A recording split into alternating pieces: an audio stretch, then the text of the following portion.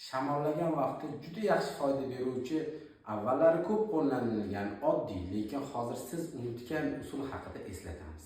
Oyoqlarga vanna qilish. Shamollagan vaqtda ko'proq xantalli yoki ramashkali vannalar qilish foydali. Buning uchun 38-39 gradusdagi suvni olasiz, unga 1-2 choy qoshig'idagi xantalni qo'shasiz hamda shunga oyog'ingizni solib 15 daqiqa davomida o'tirasiz.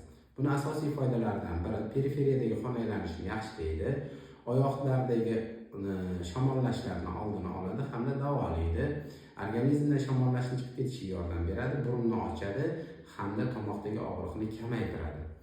Endi kimlarga mumkin emas? Albatta buni qilishda ehtiyotkorlikka rioya qilgan ma'qul. Birinchi navbatda yurak-qon tomiri kasalliklari hamda qon bosimi yuqori bo'lgan bemorlarga umuman tavsiya etilmaydi.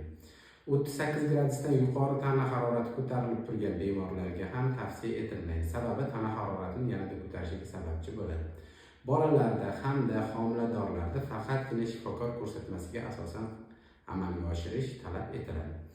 Oyog'ida ochiq yaralar mavjud bo'lganlarga mumkin emas hamda qandli diabet bilan og'ruvchi bemorlarda ehtiyotkorlikka rioya qilish zarur.